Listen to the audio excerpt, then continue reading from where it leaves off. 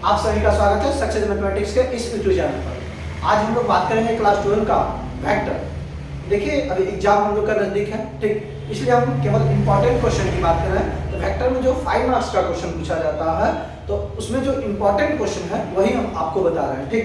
देखिए सबसे पहला एक क्वेश्चन हमारे पास क्या है, यदि vector A, vector B, vector C तीन वेक्टर है, अर्थात एबीसी क्या है, तीन वेक्टर है, जहां vector A plus vector B plus vector C बराबर क्या है, तो जीरो वेक्टर है, अर्थात तीनों को जोड़ने तो क्या होगा, जीरो होगा। तो हमको सिद्ध करना है, अर्थात प्रूव करना है क्या, तो vector A cross vector B बराबर होगा vector B cross vector C के और बराबर होगा vector C cross vector A के, ये हमको प्रूव करना है। तो सबसे पहले हुआ, देखो तो हमारे पास दिया क्या है, अर्थात हम हल करेंगे, जब इसको हम सॉल्यूशन करेंगे हमारे पास दिया क्या है, तो vector A plus vector B plus vector C बराबर क्या दिया हुआ है, जीरो।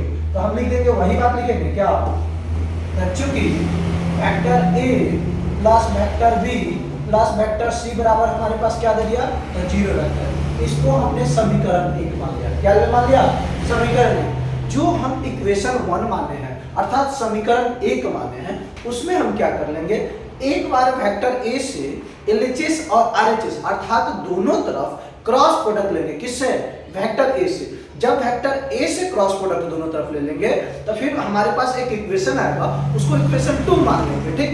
फिर उसके बाद क्या करेंगे, इसी समीकरण 1 को जैसे वेक्टर ए से फर्स्ट बार क्रॉस प्रोडक्ट लिए तो फिर उसके बाद किससे क्रॉस प्रोडक्ट लेंगे, वेक्टर बी से, फिर हमारे पास समीकरण 3 आ जाएगा, ठीक। तो हम करते हैं, देखिए क्या, तो समीकरण 1 में क्या लिखेंगे, समीकरण 1 में वेक्टर ए से दोनों ओर क्रॉस प्रोडक्ट लेने पर, दोनों ओर क्रॉस प्रोडक्ट लेने पर, क्रॉस प्रोडक्ट लेने पर, देख बाबू क्रॉस प्रोडक्ट लेगा तो किससे हम लेंगे, तो वेक्टर ए से।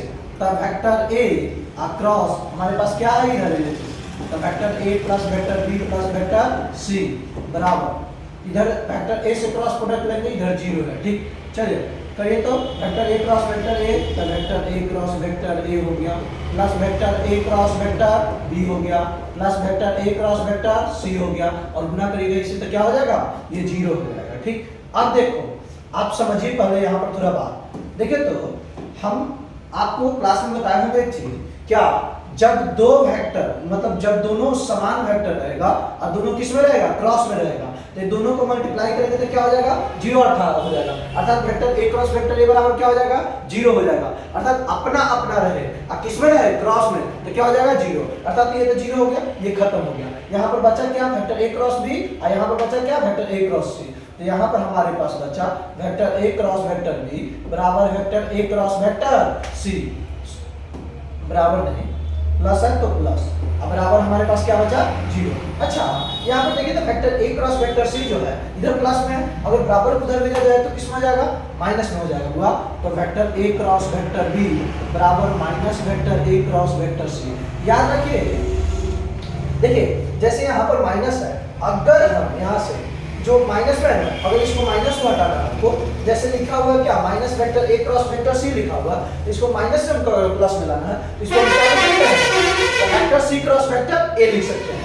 तो यहाँ पर हमारे पास ये हो गया vector A cross vector B बराबर vector C cross vector A, इसको हम समीकरण 2 मान लिए, ठीक। ये हमारे पास इक्वेशन 2 आ गया।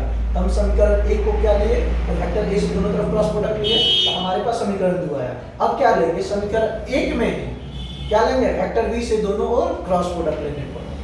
तो नाउ अब समीकरण 1 में वेक्टर बी से क्रॉस प्रोडक्ट लेने पर, क्रॉस प्रोडक्ट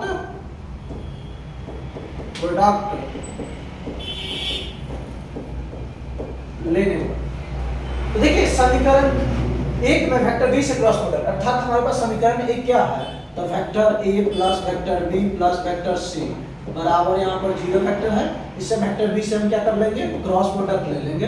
जब क्रॉस प्रोडक्ट लीजिएगा अर्थात यहाँ पर भी वेक्टर बी से क्रॉस प्रोडक्ट लीजिएगा, इसको गुना कीजिए तो vector B cross vector A plus vector B cross vector B और plus vector B cross vector क्या होगा सी, बारी बारी से गुना कर दिए तो यहाँ पर क्या हो जाएगा आपका, तो 0 हो जाएगा।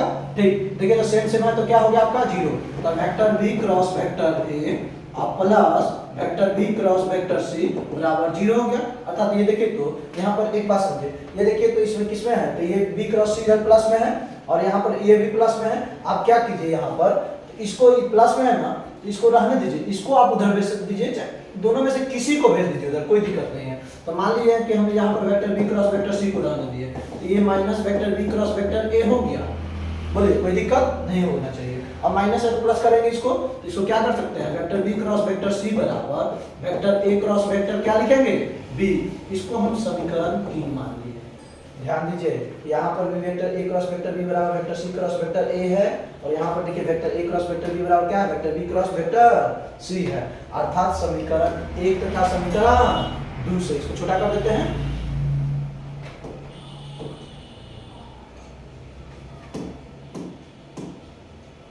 समीकरण 1 तथा समीकरण 2 तथा 3 से, समीकरण 2 तथा समीकरण 3 से, समीकरण 3 से क्या हम देख रहे हैं, तो vector A cross vector B बराबर है vector B cross vector C के और बराबर है vector C cross vector A के। यही तो हमको क्या करना था, तो प्रूव करना था, यही हमको प्रूव करना था। तो हो गया प्रूव।